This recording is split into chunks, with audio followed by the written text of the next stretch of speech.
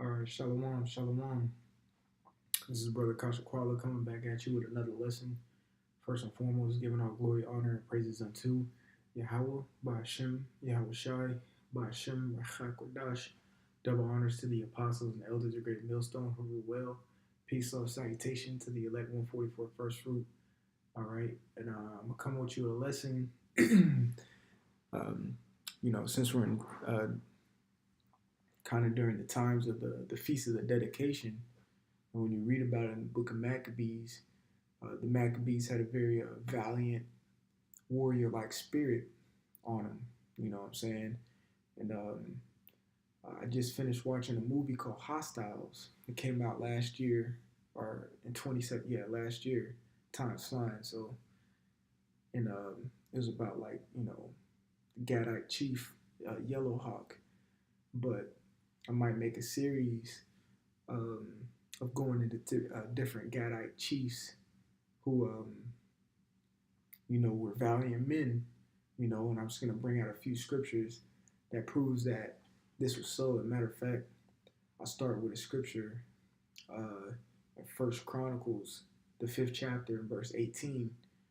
It's not on this screen, but I'm just going to read it and you can follow along. So this is First Chronicles chapter 5 and 18. It says, the sons of Reuben and the Gadites and half the tribe of Manasseh. Okay, so you got the Reubenites, who would be the so-called Seminole Indians.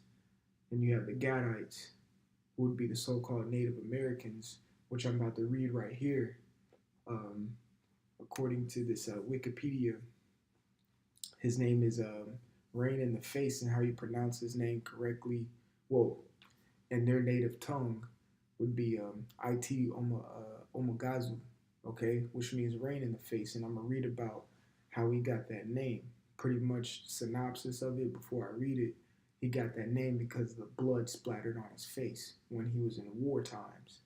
Okay, so continuing First Chronicles, chapter 5 and 18, it says, the sons of Reuben, which are the Seminole Indians, so-called Seminole Indians today, it says, in the Gadites and half the tribe of Manasseh, of valiant men, okay, valiant men, all right, men able to bear buckler and sword, all right. So you said the Gadites and half the tribe of Manassites, okay. The Gadites would be the Native Americans, and half the tribe of Manasseh would be the who you would call the so-called Cubans today, okay. So it says men able to bear buckler and sword. That's right. What a buckler is the actual shield, okay? And then of course you got your sword, which you more than likely would carry in a sheath, okay? So it says and to shoot with the bow, all right, and to shoot with bow. That's right. So literally shoot with bow, that bow and arrow that they used, okay. And I'm gonna have I have a clip right here of that movie Hostiles. Very good clip. Shows you how how Gad was rolling, man. They showed the Comanche tribes, okay. But just to finish this particular verse, it says it's skillful in war, okay, skillful in war, all right, meaning they're crafty with their knowledge in warfare, okay, and they knew how to conduct themselves in the art of war, because war is an art. There's a particular way. There's a particular way you are to um, conduct in battle. Okay, so I'm gonna get the word skillful in the Hebrew, and the word skillful is a word that we all learn when we first get into the truth, and it's lamad, which we know the word lamad means to learn. All right, it says teach exercising. So they were skillful. They learned the art of war. They taught the art of war. They exercised the art of war, meaning practice or trained. Okay, so that word skillful is lamad in the Hebrew, which in that sense, when you use context, the definition in context, it says skillful in war. They're trained in war. They knew war. Okay, it says were 4,40,703 score that went out to the war. That's right, they went out to the war to help who? King David. All right, when you read about this. All right, so with that being said, we brought out First Chronicles, the 5th chapter and the 18th verse. We're going to stick into the Deuteronomy 33, but I'm going to read a little bit on rain in the face, or um, uh, it omogazu, okay? All right, so rain in the face, or it omogazu, all right, which is, it omogazu is spoken in their tongue, which he was a part of, which you can read right here on the screen, the Lakota tribe. All right, the Lakota people, because the Lakota was one title and you had different tribes underneath. Men who are part of the Lakota people, um, as we know of, is one of them, a big one, is Sitting Bull. All right, he was another Gadite chief who I'll do a lesson on later, who was another valiant man, another Gadite, okay, who stood up for his people against. Sorry, I can't help with that yet. Soft. Who stood up for the people and what I was about to say, against the so-called white man. Okay, so we got, it says was a war chief. Okay, so Rain in the Face was a war chief of the Lakota tribe of Native Americans. His mother was a Dakota related to the band of chiefs, a famous chief, Ink Padu. Hold on, it's a Ink Paduka, Ink Paduta, if I'm pronouncing that right. He was among the Indian leaders who defeated George Armstrong Custer in the U.S. 7th Cavalry Regiment at the 1876 Battle of Little Bighorn, which you can read about. He actually allied with Sitting Bull in this battle. Okay, so even so, when you read um, about the Gadites, matter of fact, I'm gonna get it real quick, just for edification purposes.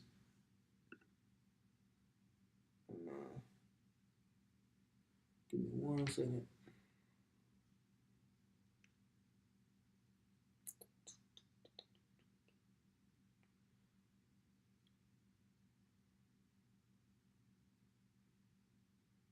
All right, just for edification purposes, I'm gonna go to Genesis, the 49th chapter, and read about Gad. All right. So this is Genesis 49 and 19. It says, Gad, a troop shall overcome him, but he shall overcome at the last. That's right. So meaning the last may come in these last days, but even so, he shall overcome in the last. A part of that was happening literally during when he was fighting the so-called white man, who are the Edomites, because he defeated George Armstrong Custer.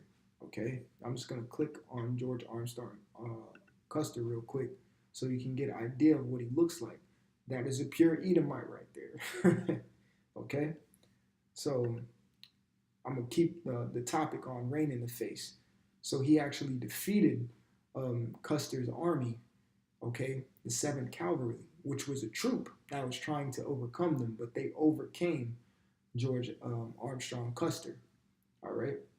So going into the biography, it says, born in Dakota Territory near the forks of Cheyenne River, about 1835, Rain in the Face was from the Hunkpapa band with the Lakota Nation.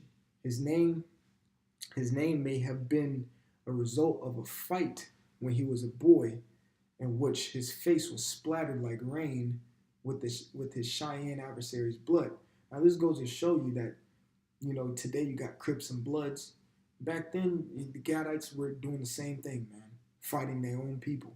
Okay, they had different little sects, different groups that went at it, territories, you know. But going on to say, it says, late in his life, the chief related that the name was reinforced by an incident when he was a young man, where he was in a battle in a heavy rainstorm with the band of Gros Ventres. At the end of the lengthy combat, his face was streaked with war paint. Okay, and that's where I want to start right there. It says his face was streaked with war paint. So this is Deuteronomy chapter 33, verse 20. And it says, "And of Gad he said, Blessed be he that enlargeth Gad." Okay, so blessed be he that enlargeth Gad. Yeah, blessed be the Most High Yahweh Shem Shai, because he enlargeth Gad. Okay, that means he got the territory of what is called today North America. Okay, all right. He dwelleth as a lion, and he teareth the arm of the crown of the head. Meaning, as you can see, rain in the face, or Et Amagazu, he has that crown on top of his head. All right, and they paint their face like lions. Okay, it goes in the same thing here with war paint. You know, I think even when you read furthermore into the Chronicles, it tells you about their faces were as the face of lions, okay, which is a representation of that war paint that they had on them, okay. So it says he first fought against the whites, the Edomites, in the summer of 1866 when he participated in the raid against Fort Totten in what is now North Dakota, okay. And see, that's where you get the name Dakota. All right. It says his mother was Dakota related. That's where you get the North and South Dakota from. But I'm gonna jump to the point of the matter. It says he returned. I'm right here. He says he returned to the Standing Rock Reservation, but was arrested by Captain Thomas Custer. So let's take a look at this devil. Okay, right there, Thomas Custer. All right. So keep going. It said in 1874. All right, on the orders of General George A. Custer or Armstrong. All right, for the murder of Hansinger, he was taken to Fort Abraham Lincoln and incarcerated. All right, so he was locked up, but he eventually got out. To make a long story short, all right. It says, however, he escaped or was freed by sympathetic Indian policemen and returned to his reservation and fled to the Powder River in the spring of 1876 and joined who no other than Sitting Bull. Okay, so he allied and made a confederate with Sitting Bull. Okay, and traveled with him to Little Bighorn River in early June. During the subsequent fighting at the Battle of Little Bighorn on Custer Hill on June 25th, 1876, rain in the face, or his in his Lakota tongue, It Omagazu, is alleged to have cut the heart out of Thomas Custer. That's right. You know, the Gadites were ruthless, okay, towards the enemy at times, okay, but Gadites were known to show extreme hospitality. You know what I'm saying? Extreme hospitality. But if you cross them, they're gonna mutilate you, man. They're gonna ruin you. They had a warrior type spirit. It's like we read in First Chronicles 5:18, how they're a valiant men, okay, and very skillful in the war. So if you cross them, they're gonna fuck you up, man. You know. I didn't want to make this lesson too long, so I'm gonna close the lesson off with this and show you a little clip out of the movie Hostiles, okay? Which, if I'm not mistaken, the apostles and elders recommend to watch this movie. It's a very good movie, okay? It showed you, first off, how Gad operated in the art of battle, and also it showed you the hatred the white man had for the so-called Native Americans at that time. But this is a clip to show you that the Gadites were valiant in war, okay? And they showed no mercy at times. You know what I'm saying? So without further ado, I'm gonna show you this clip and I'm gonna close the lesson out.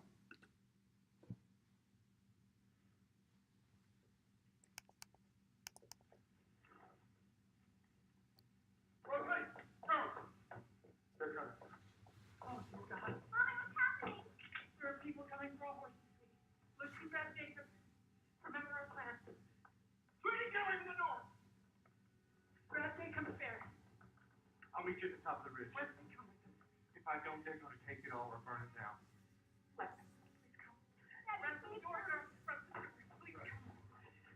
Run, run, run! Go! Go! Run!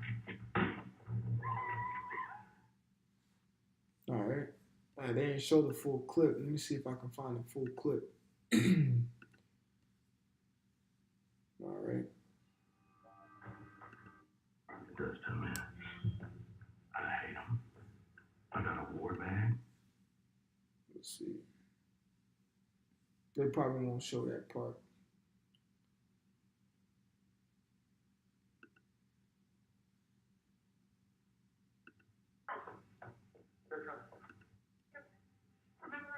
Here we go. No, they ain't gonna show the full clip. But pretty much in that clip, that so-called white man who's trying to protect his family from them Gadites coming, man, he got jacked up, man. All right, they scalped him, and they killed everybody. Okay, except that woman, except the wife. And as you can see right here, if I zoom in, it showed that was the guy who killed his whole family. He was a part of the Comanches in that movie. I highly suggest y'all watch that movie.